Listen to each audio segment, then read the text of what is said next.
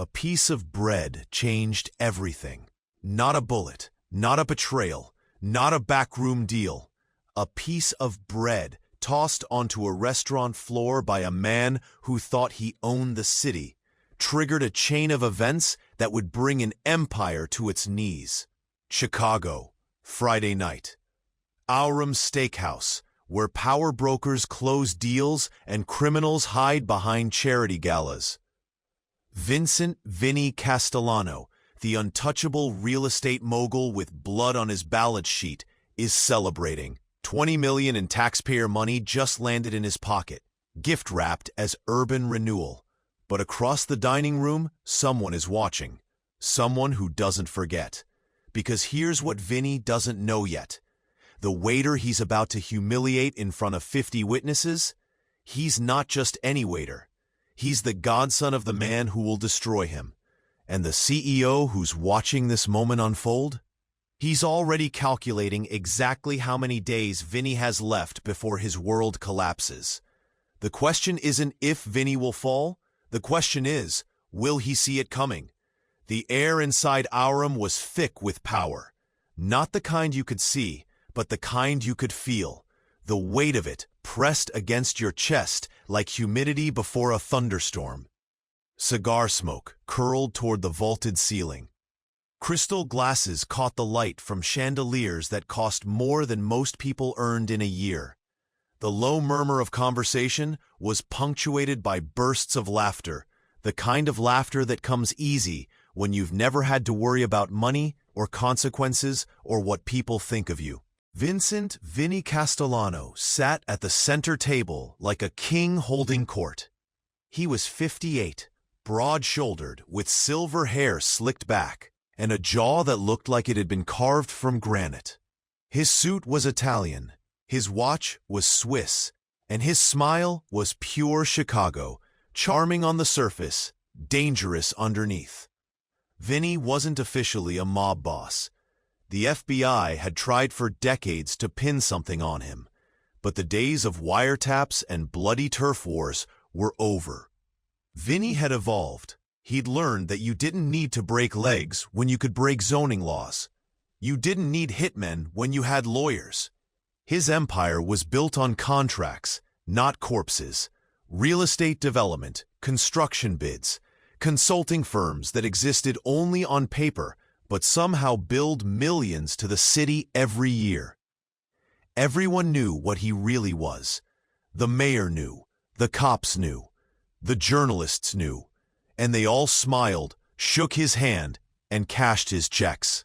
Tonight, Vinny was celebrating his latest victory, the South Loop Tower, a luxury condo project that had just been fast-tracked by the zoning board despite protests from community groups who'd be displaced.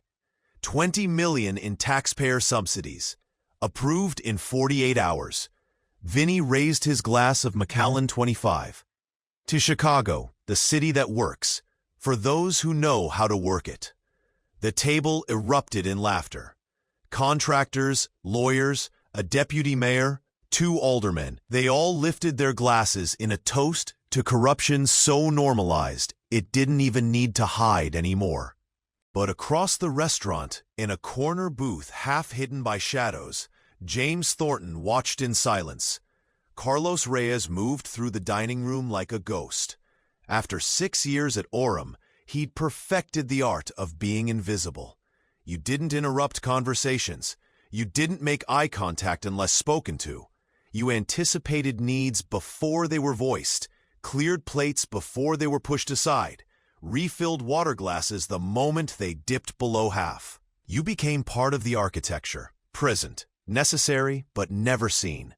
Carlos was 42, though the lines around his eyes made him look older.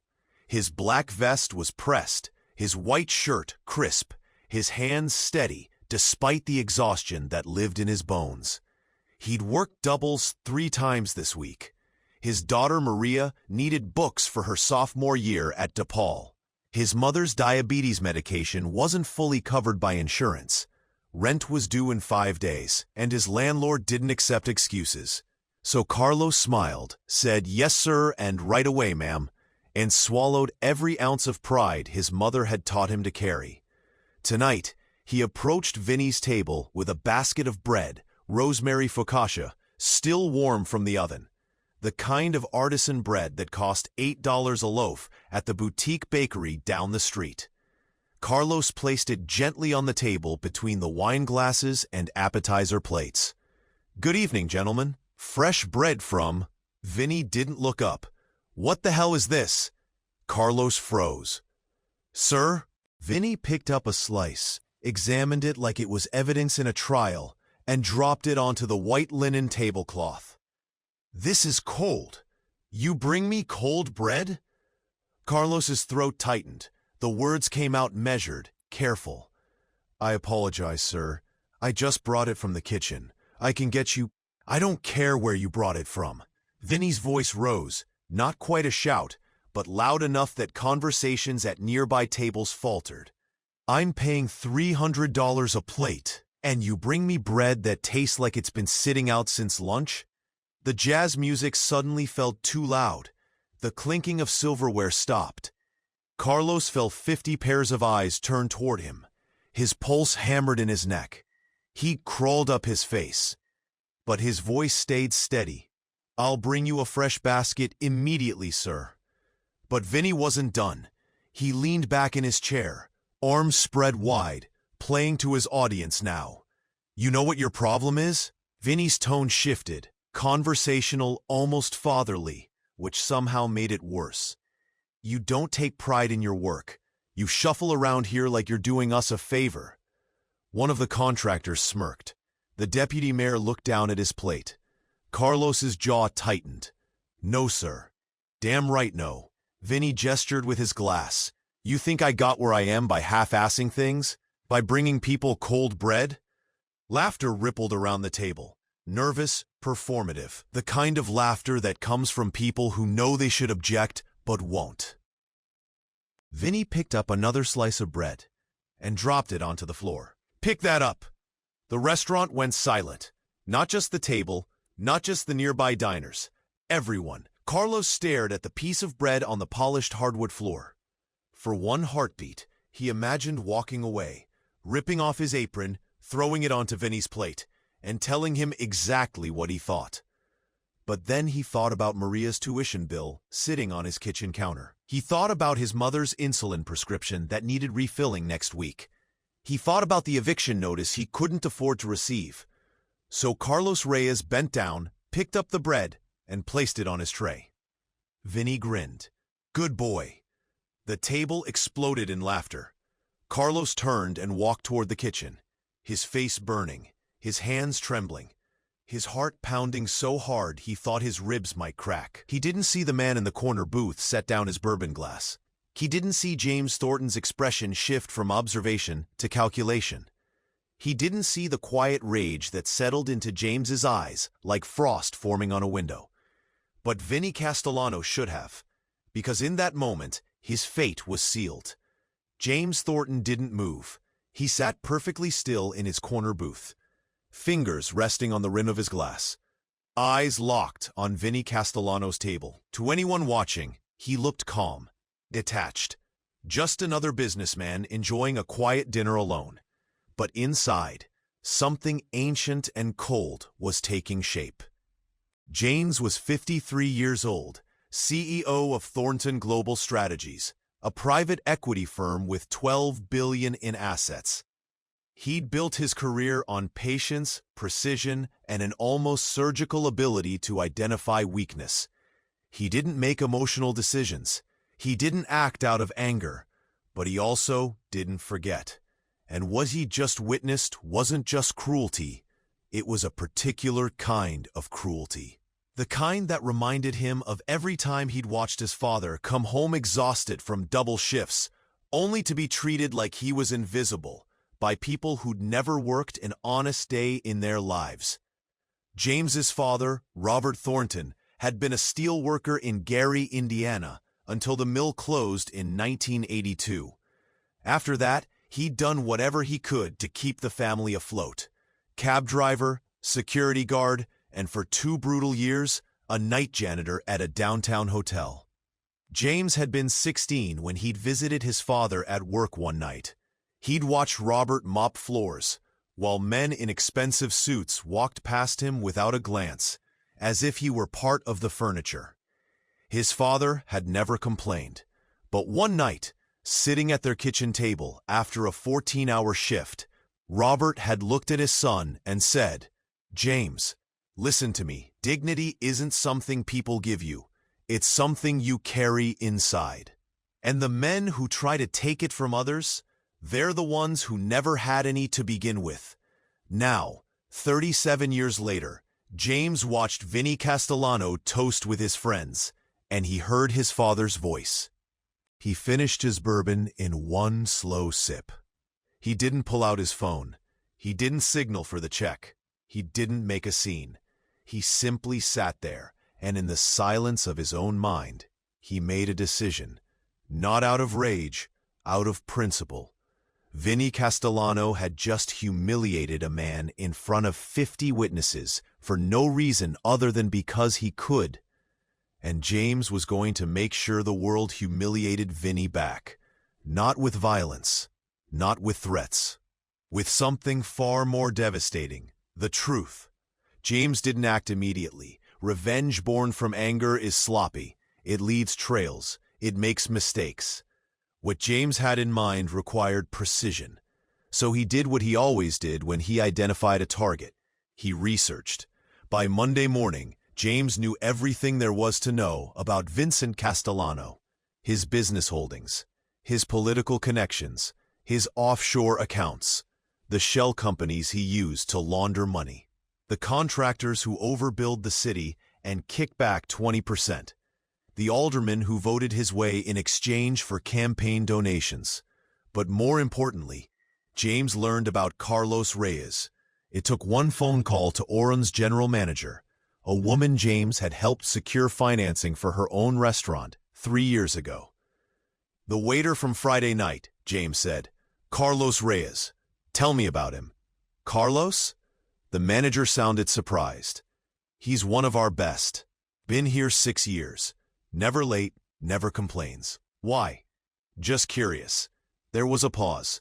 "Mr. Thornton, if this is about what happened with Castellano, it's not.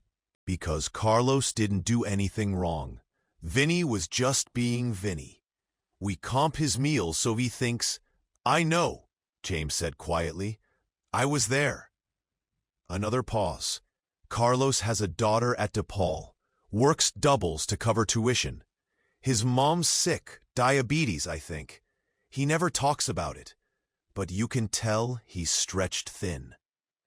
James thanked her and hung up. Then he made another call, this one to Marcus Webb, his director of security and the closest thing James had to a friend. Marcus had spent 20 years in Army intelligence before James hired him. He didn't ask questions. He didn't moralize. He just got things done. "Marcus, I need a full workup on Vincent Castellano. Financial records, business dealings, political connections. Everything."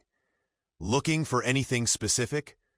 James watched the rain streak down his office window. "I'm looking for the thing he thinks is hidden."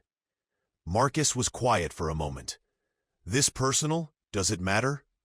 "No," Marcus said, "but it's always easier when it is." James lived alone in a renovated brownstone in Lincoln Park. No wife, no kids. He'd been married once, in his 30s, but it hadn't lasted. She'd wanted someone who came home at 6 and talked about his feelings. James came home at 10 and talked about quarterly earnings. They'd parted amicably. She'd remarried. He'd bought another company. Tonight, James poured himself a glass of red wine and stood in front of the bookshelf in his study. On the second shelf, tucked between leather-bound classics he'd never read, was a single framed photograph. It was old, taken in 1985. The colors faded to that washed-out quality of film from another era. In the photo, a 12-year-old James stood next to his father outside their house in Gary.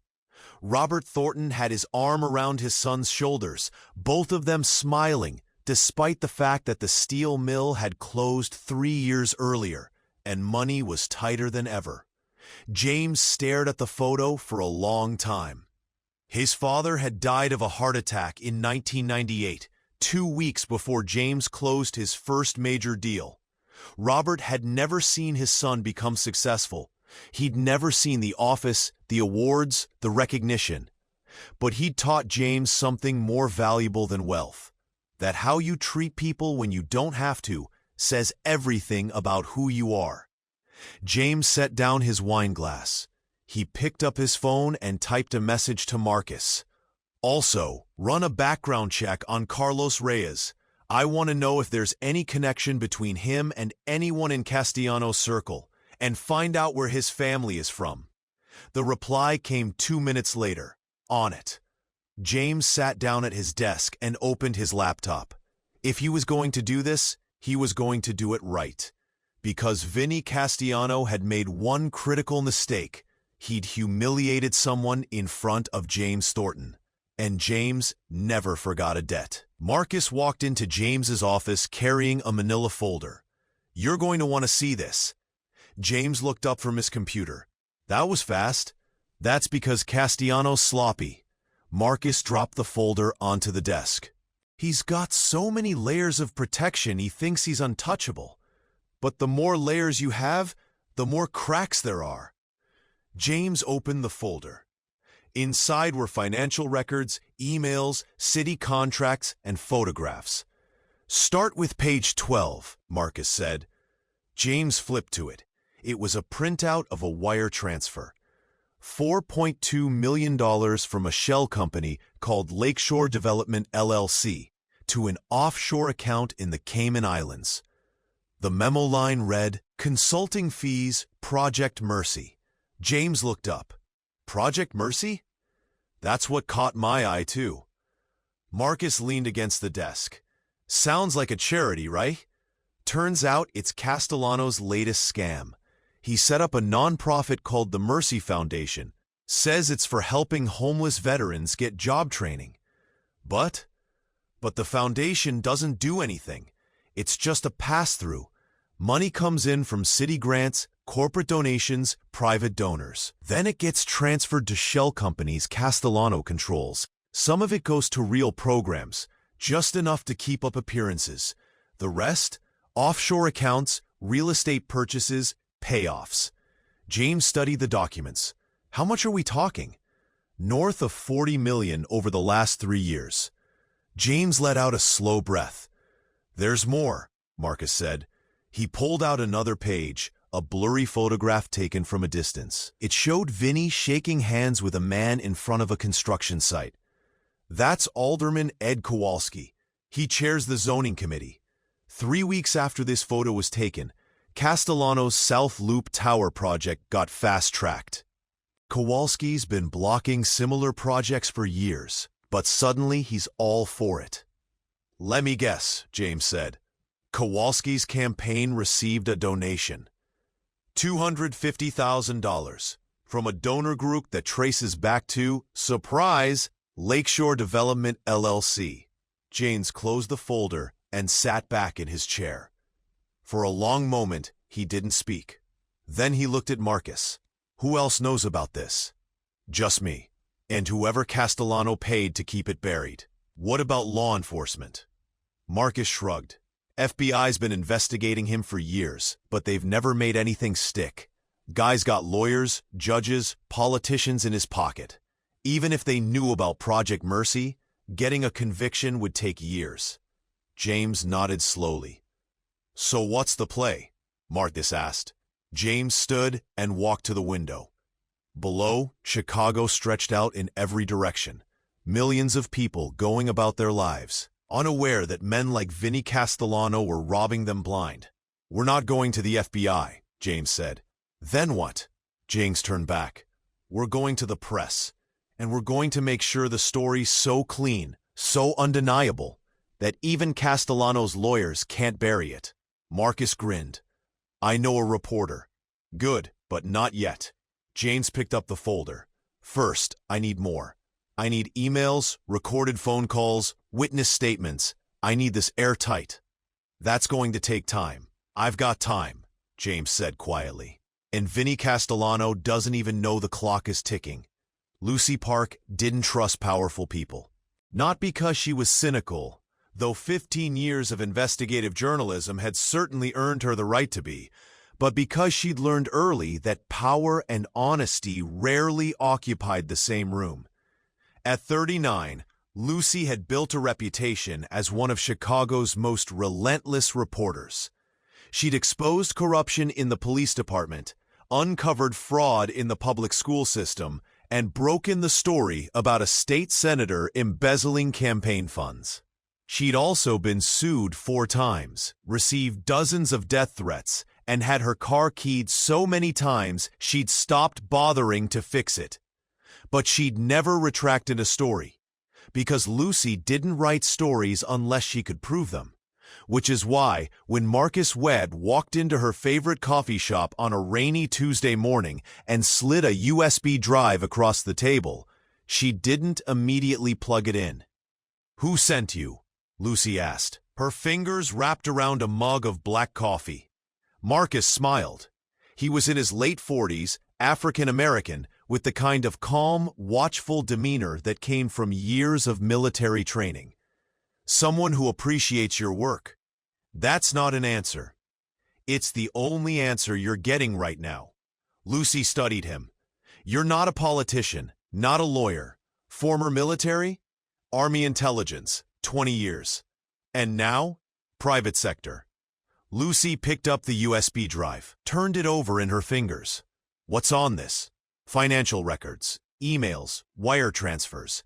Proof that Vincent Castellano has been using a nonprofit called the Mercy Foundation to launder money and pay off city officials." Lucy's expression didn't change, but Marcus saw the flicker of interest in her eyes. "Why me?" she asked. "Because you don't back down, and because this story needs someone who won't." "And your boss?" "Prefers to remain anonymous." Lucy set down the USB drive. "I don't work with anonymous sources unless I can verify their credibility." "Fair enough." Marcus reached into his jacket and pulled out a business card.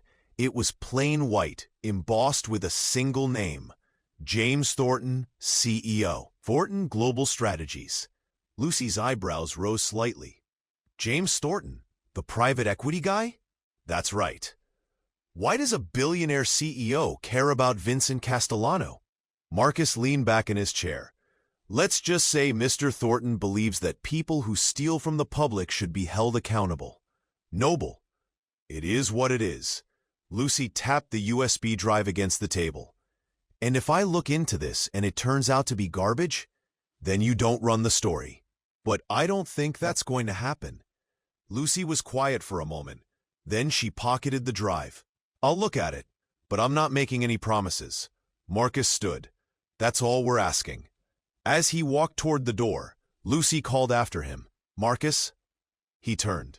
"If this is real, if Castellano really is doing what you say he's doing, he's not going to go down quietly. He's got connections, lawyers, people who make problems disappear."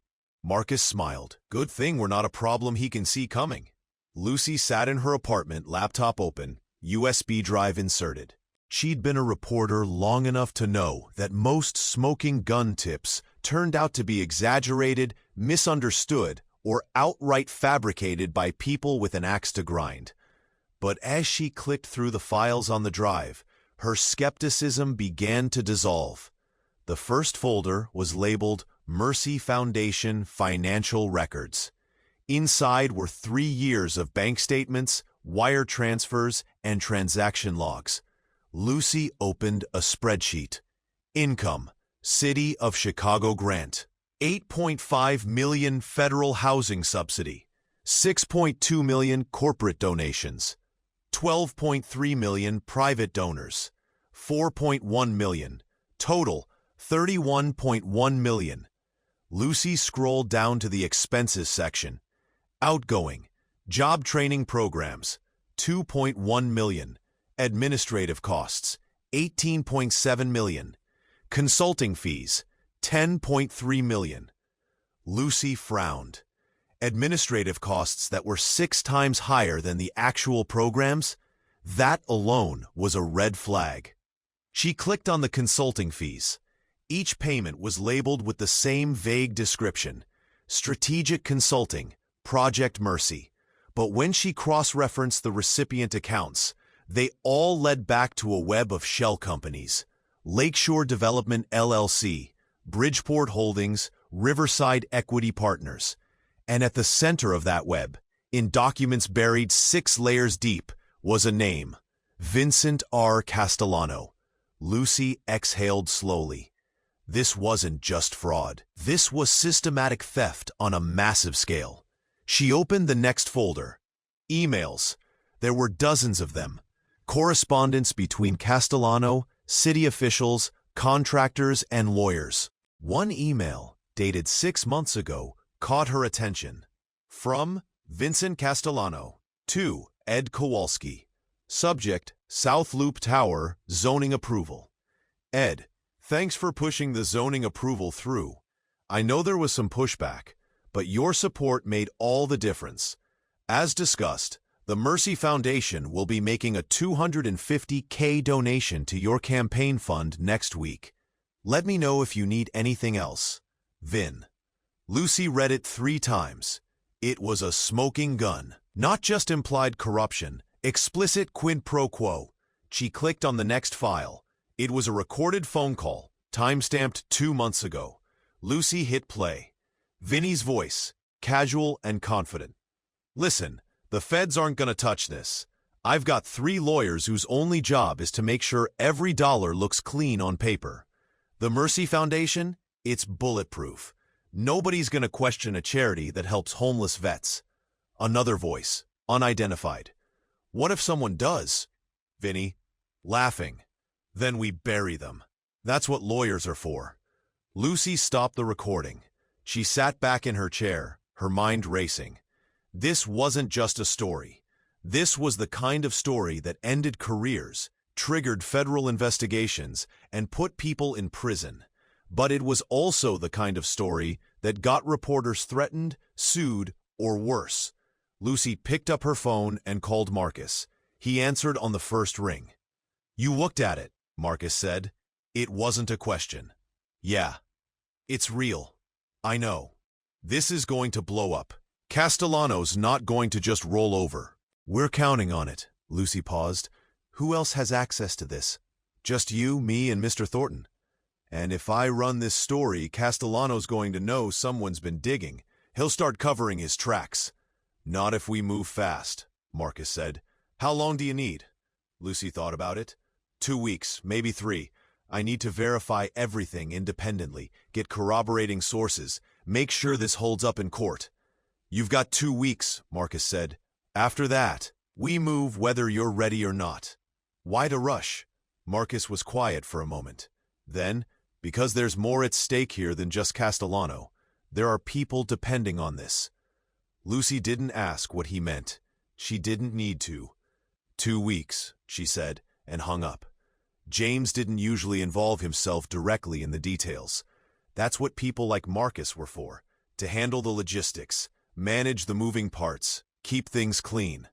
But this time was different, because this time it wasn't just about taking down a corrupt businessman. It was about honoring a promise James had made to himself the night he watched Carlos Reyes pick bread off the floor. So when Marcus told him that Lucy needed a corroborating source, someone who could testify to Castellano's character and behavior, James made a decision. He was going to talk to Carlos himself.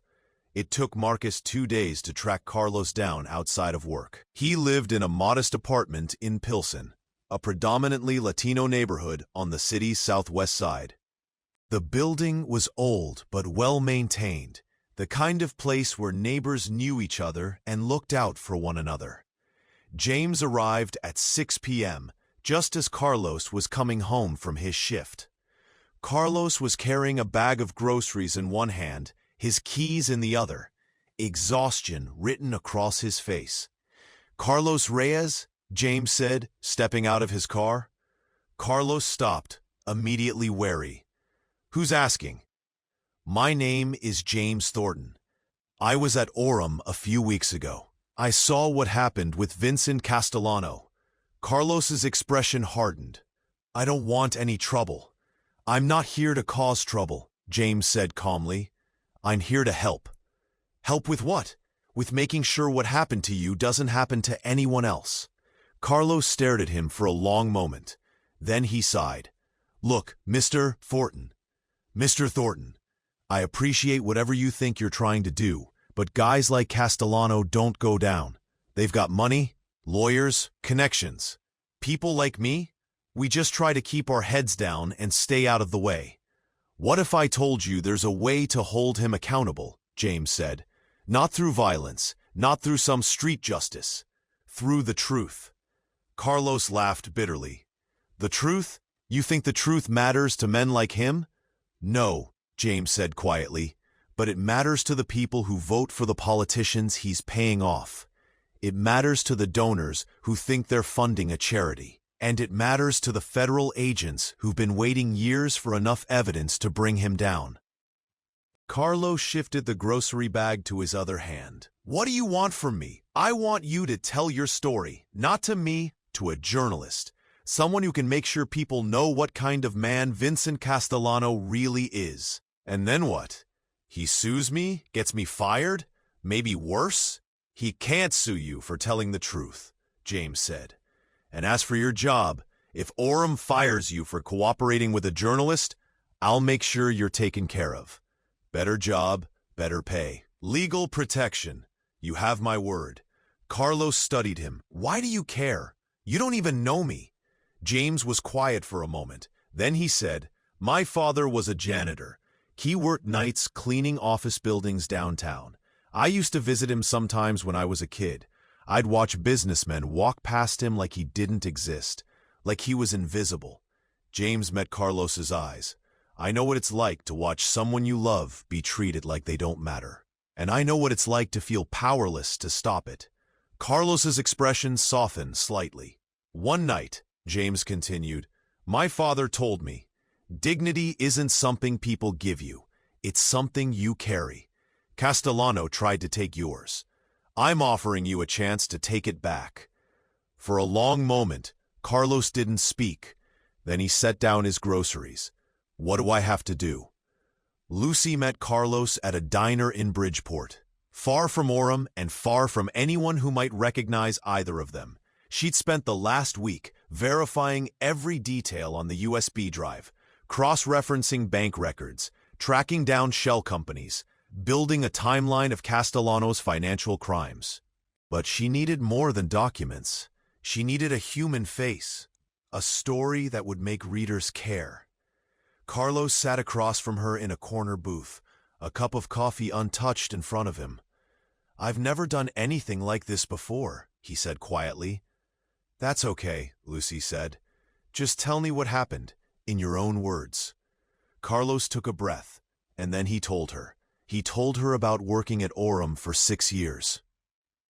About the double shifts he pulled to pay for his daughter's college tuition, about his mother's medical bills. He told her about the night Vincenzo Castellano humiliated him in front of 50 people, about the bread thrown on the floor, about the laughter.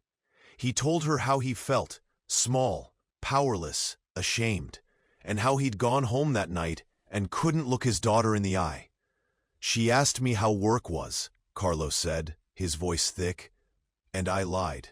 I told her it was fine. Because I didn't want her to know that her father gets treated like garbage by men who've never worked an honest day in their lives. Lucy didn't take notes. She just listened. When Carlos finished, she said, "Thank you for trusting me with this." Carlos looked at her. What happens now? Now I write the story, and when it runs, people are going to know who Vincent Castellano really is. And if he comes after me? He won't, Lucy said, because by the time the story goes live, he's going to be too busy dealing with federal investigators to worry about you. Carlos nodded slowly. As he stood to leave, he paused. Miss Park? Yes. Do you really think this will change anything? Lucy met his eyes. I think the truth always changes something. Whether it's enough, That's up to the people who read it. James sat in his office, reviewing the plan one last time. Marcus stood by the window, phone in hand. "Lucy's ready," Marcus said. "Story goes live in 72 hours. She's coordinated with the Tribune, front page, above the fold." "What about the feds?" "I reached out to an old contact at the FBI, gave them a heads up about the Mercy Foundation. They're opening a formal investigation." "And the banks?" "Anonymous tips sent to compliance departments at 3 major institutions. They're freezing accounts tied to Lakeshore Development as we speak." James nodded. "What about Castellano? Does he suspect anything?" "Not yet. He's been focused on his next project, another luxury tower in River North. City Council's voting on it next week." James smiled faintly. He's about to have bigger problems. Marcus pocketed his phone. "You sure you want to do this? Once Lucy's story drops, there's no going back. Castellano's going to know someone orchestrated this." "Good," James said quietly. "I want him to know.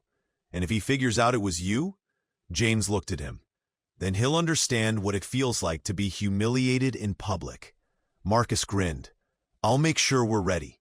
As Marcus left, James turned back to his desk. On his computer screen was a photo Lucy had sent him, a snapshot of the front-page mock-up for the Tribune. Headline: "Mercy for None. How Chicago's Charity King Built an Empire on Fraud." Below it, a photo of Vincent Castellano shaking hands with Mayor Harrison at a fundraiser. James stared at it for a long time. Then he closed the laptop. 3 days. In 3 days, Vinny Castellano's world would collapse, and he wouldn't even see it coming. The Chicago Mercy Foundation Annual Gala was the social event of the season. Held at the historic Drake Hotel on a Saturday evening in late October, it drew the city's elite, politicians, business leaders, celebrities, philanthropists who wrote 6-figure checks and expected their names engraved on plaques. The ballroom glittered with crystal chandeliers. A string quartet played Vivaldi. Waiters circulated with champagne and hors d'oeuvres that cost more per bite than most people's hourly wage. And at the center of it all, bathed in spotlight and applause, stood Vincent Castellano. He wore a custom tuxedo, his silver hair perfectly styled, his smile wide and confident as he took the stage to thunderous applause. "Ladies and gentlemen," Vinny began, his voice amplified through the sound system. "Thank you for being here tonight. Your generosity, your mercy, has changed countless lives." The audience applauded. Vinny gestured to the screens flanking the stage, where a video began to play. Testimonials from veterans who'd supposedly been helped by the Mercy Foundation. Heartwarming music, success stories, before and after photos. 3 years ago, Vinny continued, we started this foundation with a simple mission: to give back to those who gave everything for our country. And because of you, because of your support, we've helped over 500 veterans find jobs, housing, and hope. More applause. Some people were already reaching for their checkbooks. Tonight, I'm proud to announce that the Mercy Foundation has raised over $40 million. The applause grew louder, and every single penny has gone toward helping those in need.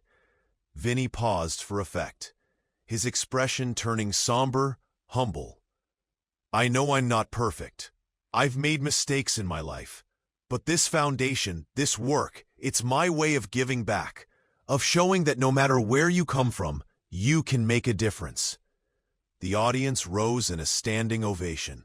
Vinny soaked it in, his smile widening. He didn't notice the woman in the back row, Lucy Park, recording every word on her phone. He didn't notice Marcus Webb seated near the exit, watching with cold calculation. And he definitely didn't notice James Thornton in a private box on the second level, arms crossed, expression unreadable. Because Vinny Castellano believed he was untouchable, and in less than 48 hours, that belief would destroy him. Lucy sat in the Chicago Tribune newsroom, staring at her computer screen. The story was done. 12,000 words, 23 sources, 57 supporting documents. 3 months of investigation, compressed into the most airtight piece of journalism she'd ever written. Her editor, Tom Brennan, stood behind her, reading over her shoulder. Jesus Christ, Lucy. She didn't respond. Tom scrolled down, scanning the subheadings. The Phantom Charity, How Mercy Foundation Funneled Millions. Pay-to-play politics, aldermen, contracts, and campaign donations. The Money Trail, shell companies and offshore accounts.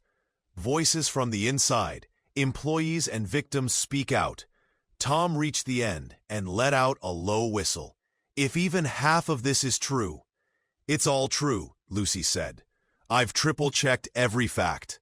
I've got bank records, emails, recorded phone calls. I've got testimony from former employees, contractors who were pressured into overbilling, even an alderman who's willing to go on record. Tom crossed his arms. Castellano's going to sue us into oblivion. Let him try. Discovery will bury him. Tom was quiet for a moment. Then, when do you want to run it? Tomorrow. Front page, above the fold. Lucy, are you sure? Once this goes live, there's no taking it back. She turned to face him. Tom, this man has been stealing from taxpayers for years. He's been paying off politicians, manipulating city contracts, and using a veterans charity as his personal piggy bank. And last month, I watched him humiliate a waiter in front of 50 people just because he could. Tom raised an eyebrow. The waiter thing, that's personal, isn't it? Everything worth doing is personal, Lucy said. Are we running it or not? Tom thought about it for exactly 3 seconds. Front page, tomorrow, 6 a.m. Vincent Castellano woke up at 5:45 a.m., like he did every morning. He worked out for 45 minutes in his home gym, showered, dressed in a charcoal suit, and sat down in his kitchen with a cup of espresso and the Chicago Tribune. He opened the paper, and his world ended. The headline consumed the entire front page. Mercy for None. How Chicago's charity king built a criminal empire on fraud, bribes, and lies. Below it, a massive photo. Vinny shaking hands with Mayor Harrison at a fundraiser, both men smiling. The subheading read, Exclusive Investigation Reveals Vincent Castellano Used Mercy Foundation to Launder $40 million, Bribe city officials, and enrich shell companies while claiming to help homeless veterans. Vinny's hand trembled. He scanned the article, his eyes moving faster and faster. According to financial records obtained by the Tribune, the Mercy Foundation received over $31 million in grants and donations between 2020 and 2023. Of that amount, less than $2.1 million was spent on actual programs for veterans. The rest was funneled through a network of shell companies controlled by Castellano. Emails show Castellano explicitly offering campaign donations to Alderman Ed Kowalski in exchange for favorable zoning decisions. Former employees describe a culture of intimidation, where questioning financial irregularities led to immediate termination. In one recorded phone call, Castellano brags that the feds aren't going to touch this because his lawyers have made the foundation bulletproof. Vinny threw the paper across the kitchen. His phone started ringing. He ignored it. It rang again, and again, and again. By 6:15 a.m., he had 43 missed calls. His lawyer, his accountant, his PR team, Alderman Kowalski, the mayor's office. Vinny picked up his phone and called his lawyer, Richard Voss. Voss answered immediately. Vinny, tell me this is bullshit. Of course it's bullshit. It's a hit piece. A hit piece with bank records, with emails, with recorded phone calls? They're fabricated. Then why do they have your signature on wire transfers? Why do they have emails from your personal account? Vinny's jaw clenched. Someone set me up. Who? I don't know, but I'm going to find out, and when I do, Vinny, listen to me. Voss's voice was sharp. Right now, you need to stop talking to anyone. The FBI's already opening an investigation. The banks are freezing your accounts. This isn't going away. I'm not going down for this. You're already down. The question is how far you fall. Vinny hung up. He stood in his kitchen, surrounded by silence, and for the first time in his life, he felt something unfamiliar: fear. By 9 a.m., the story had gone viral. Every local news station was covering it. National outlets picked it up. Social media exploded. #MercyForNone was trending on Twitter. By 10 a.m., the FBI had issued a statement. The Federal Bureau of Investigation has opened a formal inquiry into allegations of fraud and corruption related to the Mercy Foundation and its leadership. By 11 a.m., 3 major donors to the Mercy Foundation, including a Fortune 500 company and a prominent Chicago family, issued statements demanding refunds and audits. By noon, the IRS announced they were reviewing the foundation's tax-exempt status. By 1 p.m., Mayor Harrison held a press conference distancing himself from Castellano. I was assured by Mr. Castellano that the Mercy Foundation was operating legally and transparently. If these allegations are true, I am deeply disappointed and fully support a thorough investigation. By 3 p.m., Alderman Ed Kowalski resigned. By 5 p.m., the board of the Mercy Foundation had dissolved, and its assets were frozen. And through it all, Vincent Castellano sat in his office, watching his empire collapse in real time. His phone wouldn't stop ringing. His email was flooded. Reporters were camped outside his house.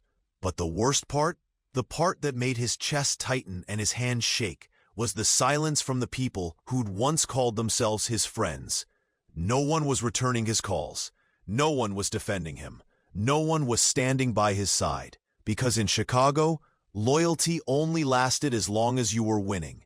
And Vinny Castellano was no longer winning. By Tuesday morning, Vinny was desperate. He'd spent all night with his lawyers, strategizing, trying to figure out how to stop the bleeding. We need to find out who leaked this, Vinny said, pacing his office. Someone gave them those documents. Someone on the inside. Richard Voss shook his head. Vinny, it doesn't matter. Even if you find the source, the documents are real. You can't discredit evidence. Then we discredit the journalist. Lucy Park, she's got a history of sensationalism, right? We dig up dirt on her, make her look biased. That's not gonna work. Why not? Because she's not the story. You are. Vinny slammed his fist on the desk. I'm not going to prison. Then you need to cooperate. Cut a deal with the feds. Give them names, contractors, politicians, anyone else involved. You want me to be a rat? I want you to stay out of prison. Vinny stared at him. Get out! Vinny! I said get out. Voss left. Alone in his office, Vinny opened his laptop and pulled up Lucy Park's article again. He read it slowly this time, analyzing every detail, looking for weaknesses. And then he saw something that made him pause. Near the end of the article, there was a section titled, A Pattern of Behavior. It included testimony from multiple people who'd worked with or encountered Castellano, describing a man who treated service workers with contempt, who publicly humiliated employees, who believed his wealth made him above basic decency. And buried in that section was a single paragraph. In one incident witnessed by multiple patrons at Aram Restaurant, Castellano berated a waiter for bringing him bread he deemed unacceptable, ultimately throwing the bread on the floor and ordering the waiter to pick it up while guests laughed. The waiter, Carlos Reyes, declined to comment for this story. Vinny's eyes narrowed. The waiter. He'd forgotten about that night. It had been meaningless, a moment of entertainment. Nothing more. But someone had remembered. Someone had been watching. And suddenly, Vinny understood. This wasn't random. This wasn't a journalist stumbling onto a story.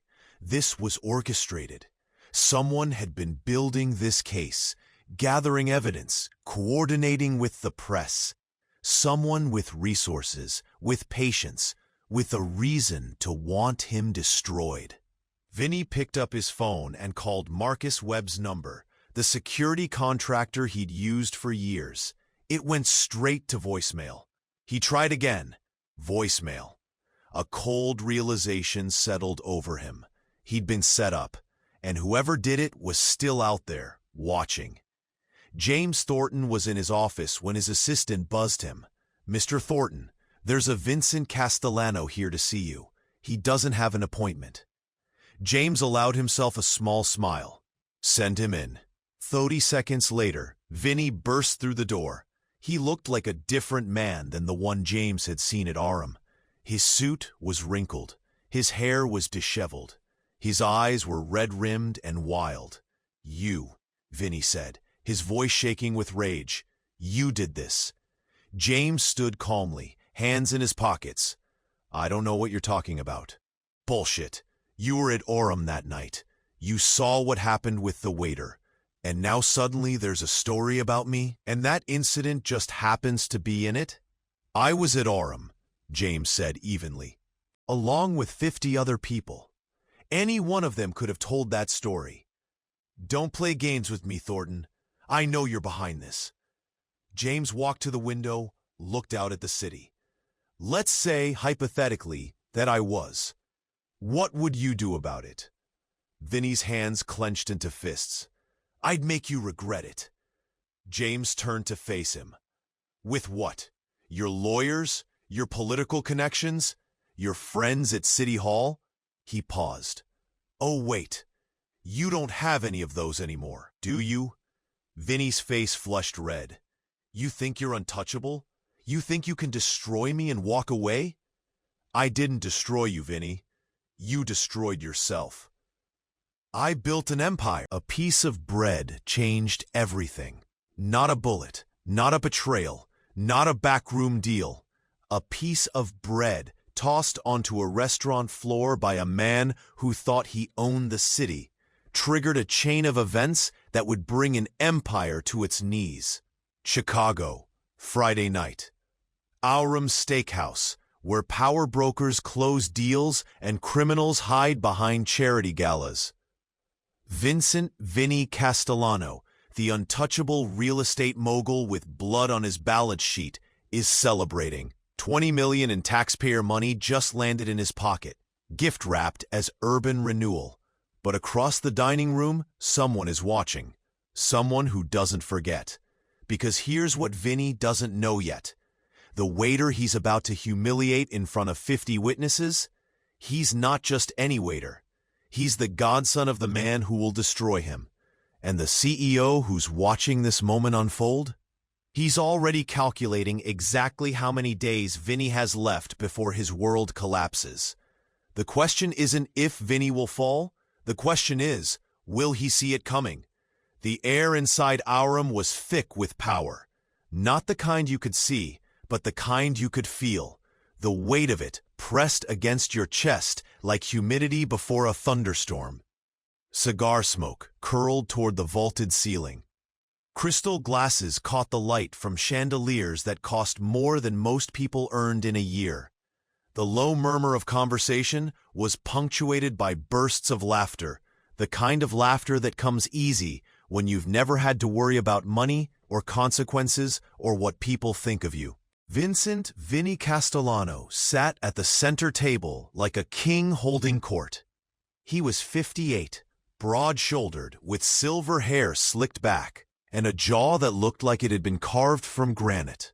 His suit was Italian, his watch was Swiss, and his smile was pure Chicago, charming on the surface, dangerous underneath. Vinny wasn't officially a mob boss. The FBI had tried for decades to pin something on him, but the days of wiretaps and bloody turf wars were over. Vinny had evolved. He'd learned that you didn't need to break legs when you could break zoning laws. You didn't need hitmen when you had lawyers. His empire was built on contracts, not corpses. Real estate development, construction bids, consulting firms that existed only on paper but somehow billed millions to the city every year. Everyone knew what he really was. The mayor knew, the cops knew, the journalists knew, and they all smiled, shook his hand, and cashed his checks. Tonight, Vinny was celebrating his latest victory, the South Loop Tower, a luxury condo project that had just been fast-tracked by the zoning board despite protests from community groups who'd be displaced. $20 million in taxpayer subsidies, approved in 48 hours. Vinny raised his glass of Macallan 25. To Chicago, the city that works, for those who know how to work it. The table erupted in laughter. Contractors, lawyers, a deputy mayor, 2 aldermen, they all lifted their glasses in a toast to corruption so normalized it didn't even need to hide anymore. But across the restaurant, in a corner booth half hidden by shadows, James Thornton watched in silence. Carlos Reyes moved through the dining room like a ghost. After 6 years at Orem, he'd perfected the art of being invisible. You didn't interrupt conversations. You didn't make eye contact unless spoken to. You anticipated needs before they were voiced, cleared plates before they were pushed aside, refilled water glasses the moment they dipped below half. You became part of the architecture, present, necessary, but never seen. Carlos was 42, though the lines around his eyes made him look older. His black vest was pressed, his white shirt crisp, his hands steady despite the exhaustion that lived in his bones. He'd worked doubles 3 times this week. His daughter Maria needed books for her sophomore year at DePaul. His mother's diabetes medication wasn't fully covered by insurance. Rent was due in 5 days, and his landlord didn't accept excuses. So Carlos smiled, said yes sir and right away ma'am, and swallowed every ounce of pride his mother had taught him to carry. Tonight, he approached Vinny's table with a basket of bread, rosemary focaccia, still warm from the oven. The kind of artisan bread that cost $8 a loaf at the boutique bakery down the street. Carlos placed it gently on the table between the wine glasses and appetizer plates. "Good evening, gentlemen. Fresh bread from..." Vinny didn't look up. "What the hell is this?" Carlos froze. "Sir?" Vinny picked up a slice, examined it like it was evidence in a trial, and dropped it onto the white linen tablecloth. "This is cold. You bring me cold bread?" Carlos's throat tightened. The words came out measured, careful. "I apologize, sir. I just brought it from the kitchen. I can get you..." "I don't care where you brought it from." Vinny's voice rose, not quite a shout, but loud enough that conversations at nearby tables faltered. "I'm paying $300 a plate, and you bring me bread that tastes like it's been sitting out since lunch?" The jazz music suddenly felt too loud. The clinking of silverware stopped. Carlos felt 50 pairs of eyes turn toward him. His pulse hammered in his neck. Heat crawled up his face. But his voice stayed steady. "I'll bring you a fresh basket immediately, sir." But Vinny wasn't done. He leaned back in his chair, arms spread wide, playing to his audience now. "You know what your problem is?" Vinny's tone shifted, conversational, almost fatherly, which somehow made it worse. "You don't take pride in your work. You shuffle around here like you're doing us a favor." One of the contractors smirked. The deputy mayor, Carlos Reyes, stood in the kitchen of Aurelia, the new restaurant he'd just been promoted to manage. It was smaller than Orem, more intimate, more welcoming. A place where the staff was treated with respect, where tips were pooled fairly, where no one ever had to pick food off the floor. His daughter Maria had just finished her junior year at DePaul. She was thriving. His mother's health was stable. Her medications were covered. And Carlos, for the first time in years, felt like he could breathe. A waiter approached him, a young man named David, nervous on his first day. "Mr. Reyes, Table 6 is asking for fresh bread, but we're out of the rosemary focaccia. Carlos smiled. Then bring them the sourdough. And David? Yes, sir? If anyone ever treats you the way some customers treat waiters, if they make you feel small or invisible or less than human, you come find me. Understood? David blinked, surprised. Yes, sir. Good. Now go, and hold your head high. This job is honest work. Never forget that. As David walked away, Carlos looked out the window at the Chicago skyline. He thought about that night at Orem, the bread on the floor, the laughter, the shame. And he thought about the man who'd been watching, who'd seen him, really seen him, and decided that dignity mattered more than silence. Carlos didn't know all the details of what happened after that night, but he knew enough. He knew that sometimes justice doesn't come from the law. It comes from people who refuse to look away. From people who believe that how you treat the waiter says everything about who you are. And from people who understand that mercy isn't something you perform for applause. It's something you give when no one's watching. Carlos picked up a piece of fresh bread from the counter. He held it for a moment, feeling its warmth. Then he smiled, and he went back to work.